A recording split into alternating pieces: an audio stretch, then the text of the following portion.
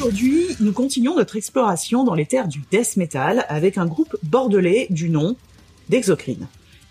Il est probable que ce mot ne vous dise pas grand-chose, voire rien du tout, sauf si vous vous intéressez à l'anatomie humaine ou si vous connaissez bien l'univers du Warhammer 40 000.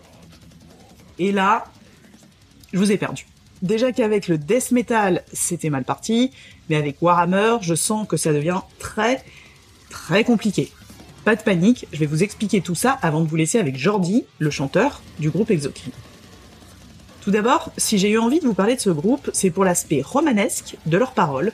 Vous découvrirez en écoutant son chanteur que chaque album est conçu comme un roman et que ce monsieur est particulièrement fan d'un certain genre de littérature de l'imaginaire.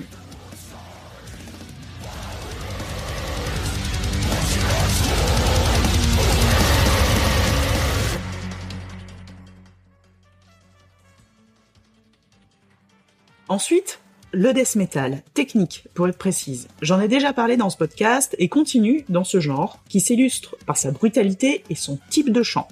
Exocrine ne fait pas exception et se distingue par son aspect technique très architecturé, rapide et percutant.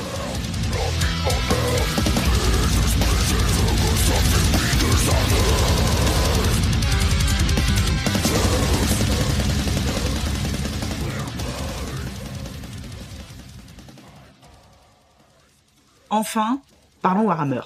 Warhammer, c'est une marque anglaise de jeux de plateau stratégiques, un genre de mélange entre le risque et les échecs, sauf qu'en réalité, ça n'a pas grand-chose à voir, puisqu'il y a des petites figurines à peindre, petites figurines qui représentent les unités.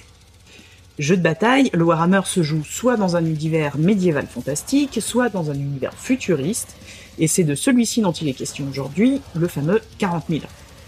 Les deux univers s'appuient sur un lore très riche, avec des histoires de classes, de races, de clans, de factions et autres, c'est hyper développé, et tout ceci a donné lieu à des dizaines et des dizaines de livres.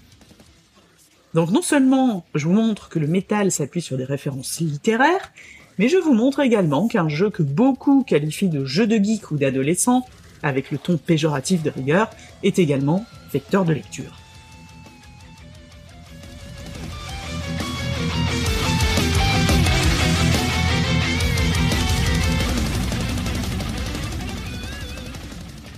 Bookalichus, c'est un podcast faisant partie du label Podcut, je vous mets le lien dans la bio. Dans la bio aussi, vous aurez les liens pour le Bandcamp et autres infos concernant Exocrine, que je remercie au passage pour l'habillage sonore de l'épisode. Bref, assez parlé, place à Exocrine.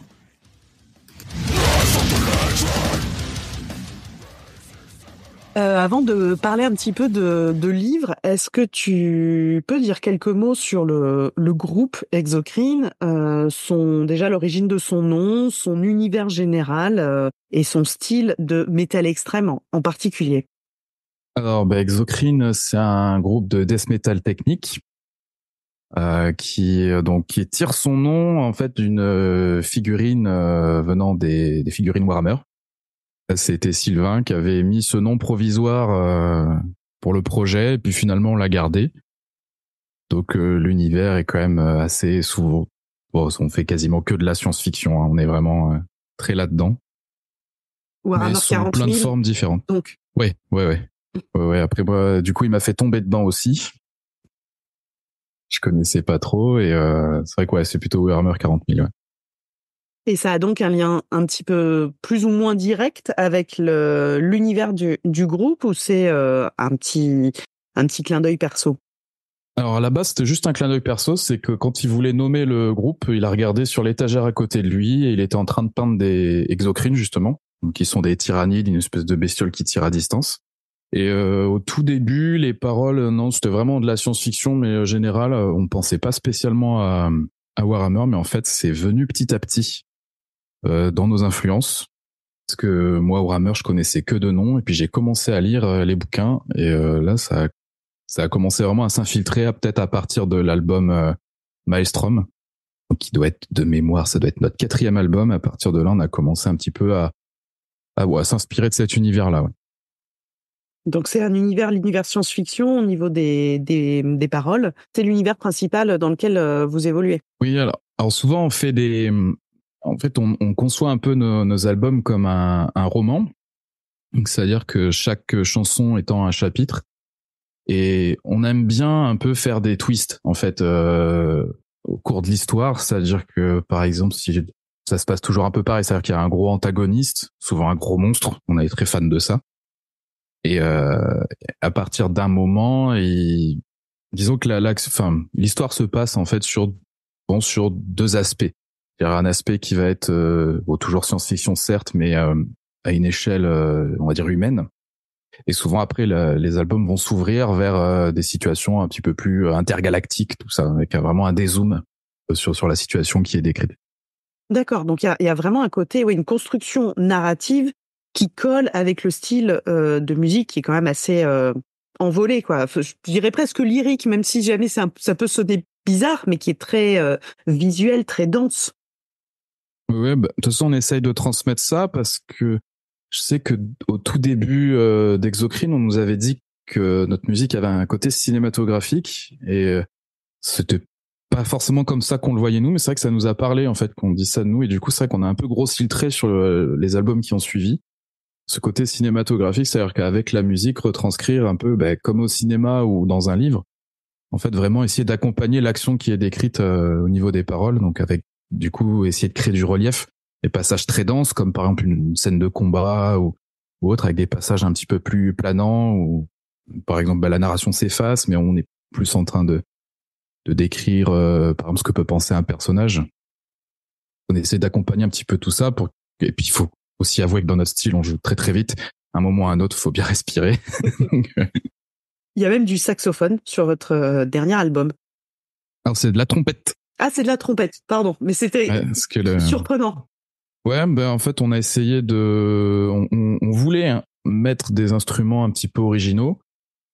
Et le père de notre batteur étant un trompettiste professionnel, on a un peu saisi l'occasion de pouvoir en mettre un petit peu. Et puis ça s'est fait très naturellement au final, parce que du coup, vu que ça a été pensé en amont, lui, on l'a laissé improviser complètement et ça a collé tout de suite, quoi.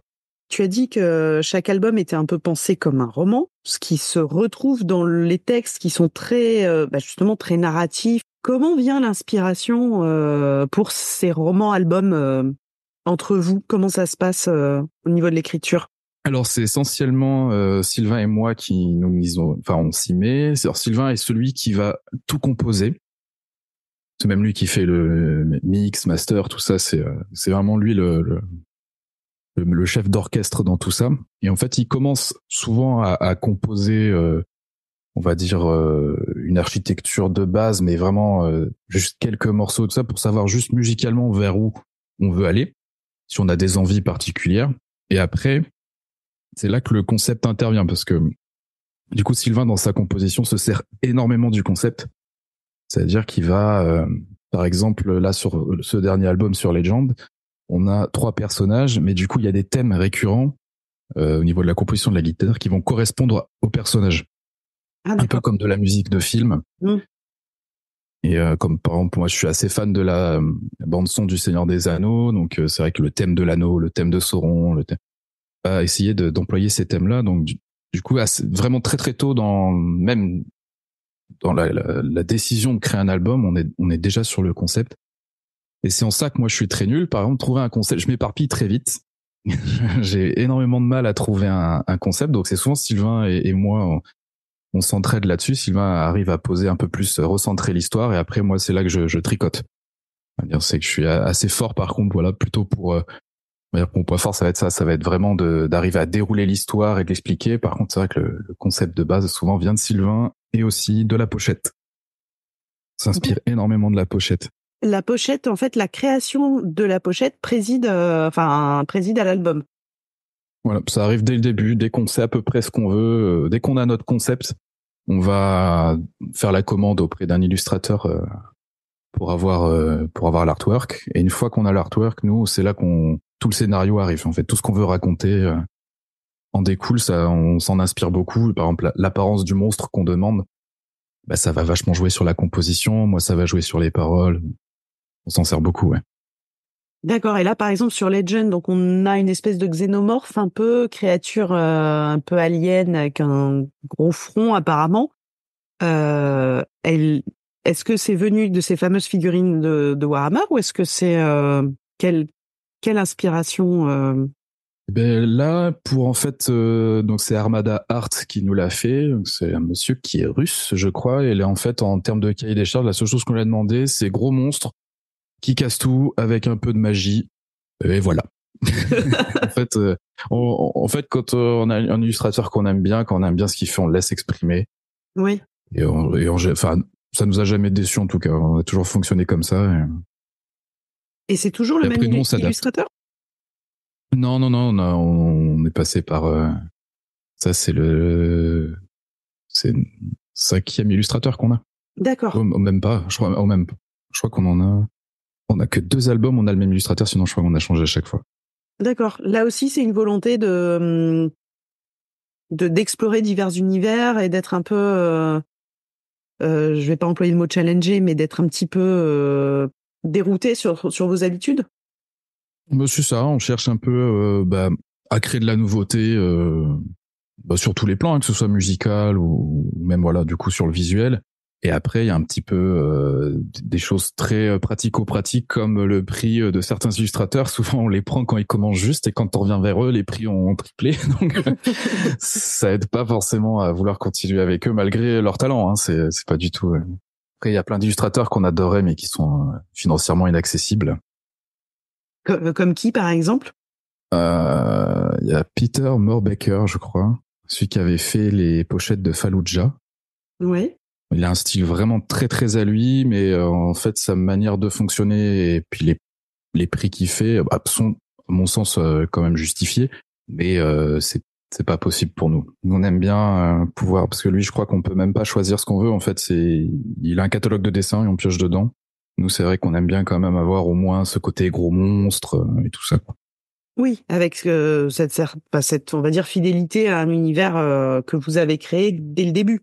Oui, puis je pense que ça devient même juste un gimmick qu'on emploie. C'est-à-dire que chaque pochette, même je pense à l'avenir, ce sera un gros monstre. Et puis après, ce qu'il représente ou quoi que ce soit, ça, après, c'est nous qui le développons après dans l'album. Mais on trouve qu'en plus d'un point de vue visuel, les fois où on a pu voir nos albums dans des bacs à la Fnac ou autre, c'est vrai que je trouve que ça tape à l'œil, on aime bien. Oui, ils sont effectivement, il y a surtout sur les vinyles, les grands formats et tout ça, c'est beau. Il y a ce côté qui est très fort dans les pochettes, dans le métal, un peu d'une manière générale, avec voilà des univers très différents, que ce soit plus dans le black ou plus dans le death. Mais là, il y a ce côté très, très très BD, très très visuel, très fort sur chaque pochette. Oui, on a envie souvent, le métal, c'est quand même un style qui est assez brutal, un peu violent, et on a envie que si ce monstre existait, quand les gens voient, c'est un peu enfin pas une exigence, mais c'est ce dans notre cahier des charges qu'on demande en fait aux illustrateurs. On veut ce côté un peu vraiment hyper impressionnant. On veut que, le gros monstre ait l'air vraiment gros et de se dire qu'on ressente quelque chose quand on le voit, quoi. Et au niveau des inspirations, alors je vais revenir après aux inspirations littéraires, mais justement hors littérature, que ce soit éventuellement en photo, en cinéma, en peinture, autres, quelles sont les inspirations, les tiennes et du groupe par rebond? Ça va être beaucoup le cinéma, on va dire un peu science-fiction, voire un peu même comme Seigneur des Anneaux ou des choses comme ça. Tout ce qui va être lié un peu à des choses assez épiques. Dans ce qu'on écrit, en fait, c'est quand même souvent là, au niveau des paroles, on essaye de mettre des choses relativement épiques. On veut qu'il y ait du challenge en fait dans le combat que vont mener les personnages. Et oui, beaucoup la science-fiction. Là, par exemple, comme les sagas style Alien ou un des films cultes de Sylvain, c'est Event Horizon, que j'ai essayé de voir, mais moi, j'ai pas du tout accroché. Mais ouais, la science-fiction en général. Après, tous les films qui vont avoir un peu un concept un petit peu alambiqué. Je pense même ne serait-ce que Inception ou des choses comme ça. Ça peut être assez inspirant pour nous. Et après, moi, par exemple, il y a beaucoup les mangas, les animés. Il y a même, je crois que sur les premiers albums, il y a des morceaux qui sont même directement inspirés de mangas comme Parasite, par exemple. Ouais, qui est effectivement très barré. Le côté barré, c'est pour faire un petit peu écho au côté très technique et très très alambiqué de la musique aussi. Oui, et puis c'est extrêmement, je trouve, enfin pour moi, extrêmement facile d'en parler dans les paroles. Parce qu'il y a tellement de choses à dire et tellement de choses possibles que du coup ça en devient presque facile. Parce que j'ai pas forcément envie de tomber dans le cliché un peu gore ou on va retrouver beaucoup dans le death souvent et qui me plaît à écouter. Hein. Mais c'est pas forcément ce qu'on a envie de faire dans Exocrine pour le coup. Puis on a cette façon de toute manière dans notre façon de penser un album, voilà, faut que ça raconte vraiment une histoire, c'est des concept albums, c'est-à-dire que les morceaux, ils peuvent s'écouter dans le désordre, mais l'histoire, elle, tient vraiment dans l'ordre, quoi. C'est-à-dire vraiment, il y a un début, milieu, fin. C'est vrai que si on est sur du gore pur et dur, bon, c'est vrai que je pense qu'on perd un peu ce côté, un peu côté histoire, quoi. Peut-être que la narration des albums de Cannibal Corpse, aussi agréable soit-il à écouter, est un peu plus restreinte. Voilà, mais ce qui me fait hurler de rire avec Cannibal Corpse, par exemple, c'est quand on lit le nom des albums oui. à la suite. C'est quand même assez... Mais je trouve ça génial, hein, en soi. Hein. Ça fait partie de ce que j'aime chez eux. Hein. Et pourquoi ce choix d'écrire en anglais, puisque vous êtes un groupe, comme on peut l'entendre, français, bordelais même. Est-ce que c'est par souci d'export ou c'est parce que ça sonne mieux? Les deux, clairement les deux. Hein. C'est le chanter en français, c'est, je trouve, surtout avec une voix très très death, on va dire, bah, ça fait très vite pas très joli. Ça fait assez haché et assez agressif, mais pas autant que l'allemand. Au final, l'allemand qui fait vraiment gros bourrin et qui, pour le coup, je trouve fonctionne, mais le français, c'est un peu entre les deux. L'anglais est vachement plus facile à lier. Et puis, voilà, bien sûr aussi d'un point de vue d'export, c'est-à-dire que je pense que chanter en français, ça peut me donner un côté original qui peut attirer, mais bon, je pense que la langue, la langue pour conquérir le monde, ça reste l'anglais, quoi. Oui, quand même, effectivement. Donc, au niveau de tes inspirations littéraires, de tes livres un petit peu favoris, on va revenir à ça. Quelles sont les lectures qui t'ont le plus marqué, que ce soit plus jeune ou récemment? Alors, récemment, ça va être Warhammer 40 000, parce que Sylvain, en étant un grand pratiquant qui joue vraiment avec les figurines, moi, je suis un peu tombé dedans. J'ai commencé à acheter les figurines, mais j'ai surtout voulu m'intéresser un peu à l'univers, parce que quand on voyait toutes les factions différentes, les différentes races, tout ça, en fait, ça peut... c'est comme avec les enfants, hein, c'est des beaux jouets, on a envie de savoir de quoi ça parle. Du coup, j'ai attaqué un petit peu d'abord par les romans et je suis tombé dedans quasiment dès les premières pages. Vraiment un univers. Donc là, on est vraiment donc au 40e siècle. Donc c'est pas vraiment sur de la science-fiction d'anticipation, mais ça va assez loin et l'univers il m'a emporté tout de suite. C'est vraiment quelque chose qui est pas du tout manichéen. Il y a pas de gentils, il y a pas de méchants. C'est juste des factions, des races qui essaient de tirer leur épingle du jeu et c'est très très sombre pour le coup, mais je pense que ça reflète bien ce que les espèces intelligentes comme l'homme peuvent être amenées à faire. En général, c'est pas tout, ça finit rarement bien. Et ouais, ça c'est vraiment cet univers-là qui m'a. J'ai mis 2 ans, mais j'ai lu les 55 tomes de la partie qui s'appelle l'Hérésie d'Horus. Ah oui, 55 tomes quand même. Et c'est pas fini.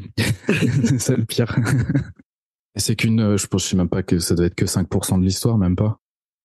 Alors je crois que c'est pas le plus gros univers qui a été créé, enfin en termes de nombre de livres, mais c'est hyper vaste. C'est même un peu compliqué de s'y retrouver parfois. On sait pas quoi lire, tellement il y aurait de choses possibles et intéressantes à lire. Mais là, pour le coup, pour les gens qui connaissent pas, si vous voulez quelque chose de sombre, en soi réaliste, à partir du moment où on admet qu'il y a des races extraterrestres et un poil de pseudo-magie, en fait, tout est bizarrement assez réaliste. Enfin, les comportements humains, en tout cas, sont très très réalistes et surtout, c'est épique. Je crois pas avoir lu quelque chose d'aussi épique que ça. Et tu conseillerais, parce que tu viens de dire que c'est assez vaste comme univers, donc 55 tomes, ça peut un peu faire peur. Est-ce que tu as directement commencé par cette saga ou est-ce que tu en conseillerais une autre pour mettre un pied dans le monde? Alors, j'en conseillerais une autre quand même. C'est assez. C'est comme si pour je sais pas faire un parallèle avec les les jeux vidéo ou je sais pas quel n'importe quelque chose technologique, de commencer par par les premiers Final Fantasy sortis sur des très vieilles consoles. Ça peut être bien, mais faut déjà, je pense, pour se faire accrocher au début et pas être découragé par le nombre de tomes. Il y a plein d'autres petites histoires. Je pense à Aeson Horn, qui est une mini saga de quelques tomes, qui est hyper facile à lire et pareil, qui est vraiment. Là, on est plus du côté vraiment très humain. Ouais. Et l'intrigue, l'histoire, elle est incroyable. Les personnages sont tous attachants ou au moins du moins charismatiques. Et je crois que je sais plus combien de tomes il y a, mais c'est genre 5-6. Ça se lit très très bien et un peu mieux pour commencer. Par des petites sagas, des petites trilogies ou autres. Il y en a à foison, hein, de toute façon.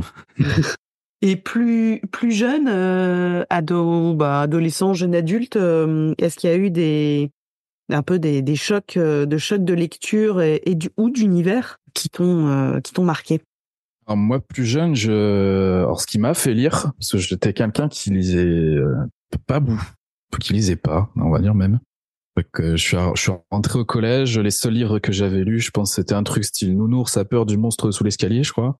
Et l'autre livre, je l'avais colorié, donc ça compte pas. Donc, j'étais vraiment pas du tout lecteur, j'étais hyper actif aussi, donc ça aide pas trop. Et c'est toute la saga Harry Potter qui m'a complètement emporté. Et à partir de là, j'ai commencé à manger les livres.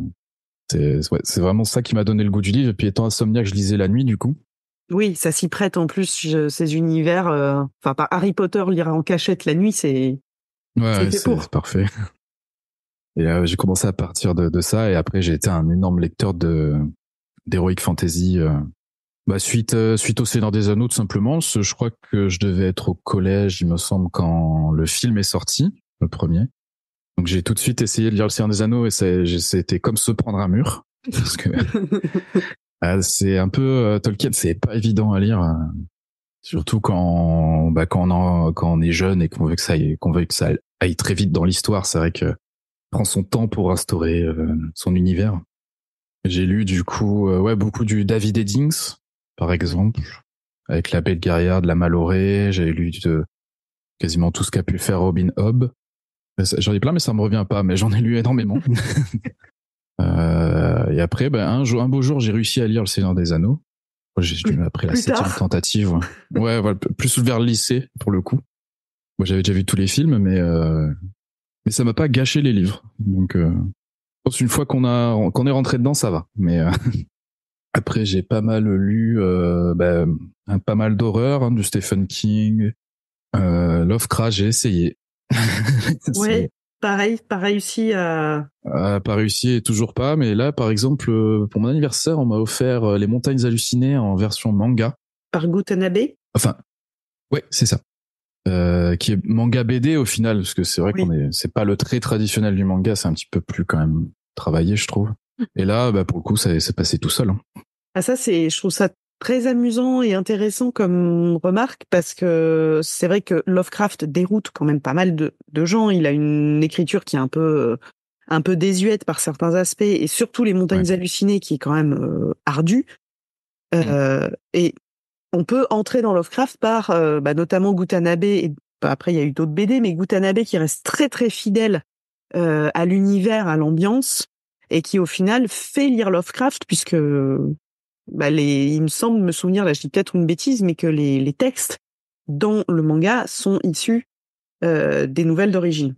Il me semble, oui. De souvenirs que j'ai du début, du moins, parce que j'avais arrêté au début.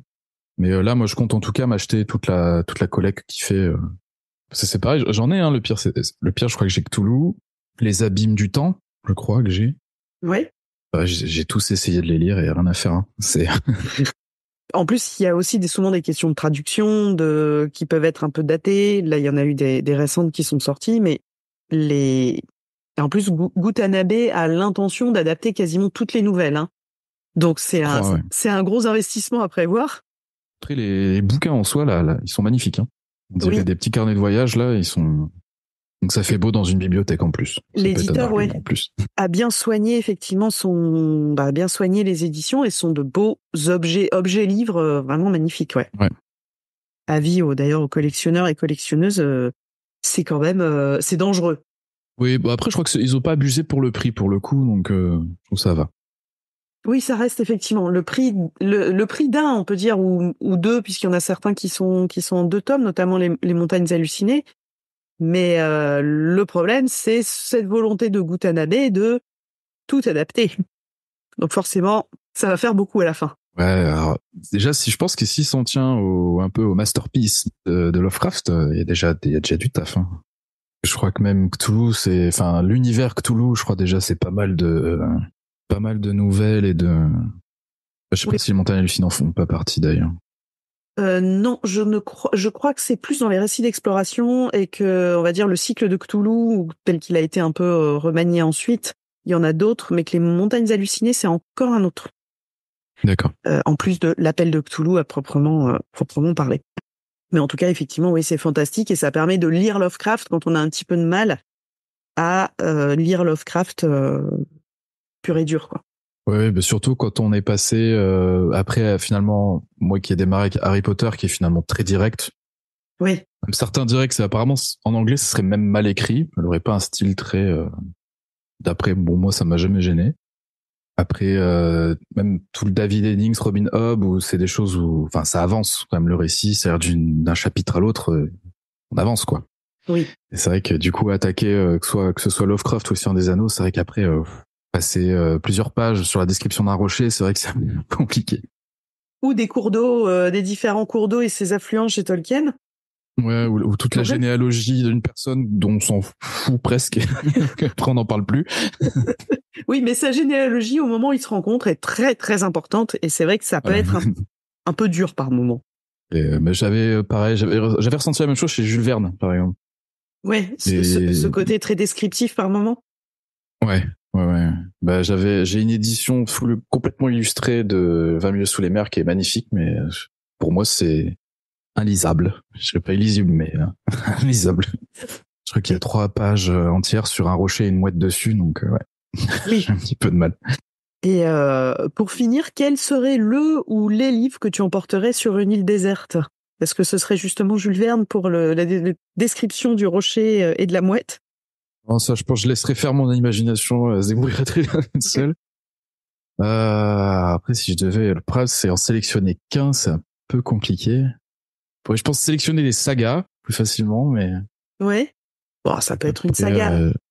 Je pense que je m'emporterai peut-être bien toute la saga de David Eddings sur la Malorée et tout ça, mais plus en guise de Madeleine de Proust.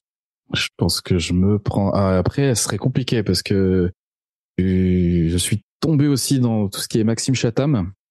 Et là, pareil, lequel choisir, c'est pas évident. Je pense que je me prendrai la préquelle de Fondation d'Asimov, qui est le livre qui m'a fait aimer la science-fiction. Et après, je pense que je le prendrai quand même. Les Harry Potter, parce que je pense que je pourrais les lire 15 fois chacun. Et je m'en lasserai jamais. C'est pas très métal, mais bon. On n'est pas obligé toujours d'être dans le cliché dans le cliché quand même. Harry Potter, en plus, ça a fait lire et ça continue de faire lire beaucoup de jeunes et moins jeunes. Donc bon, en plus t'es sur une île déserte, a priori, on ne dira pas. Oui, voilà. Bon, après moi ça, j'en ai pas honte. Je pense qu'il y a moyen, on peut l'adapter, je suis sûr en plus. Oui. Les sorciers, ils peuvent être un peu badass, un peu méchants s'il faut, pas de souci. Même oui, il y a quand même le professeur Rogue là qui est assez, lui il est plus gothique que métal. Oui, c'est ça, un peu goth New Age un petit peu. Ouais, exactement. Voldemort pour moi est très black metal. Hein. Ah oui, Voldemort, oui, c'est effectivement, il sur une pochette de black, il serait parfait. Ouais, oui. Si un jour j'ai un autre projet de groupe, fera peut-être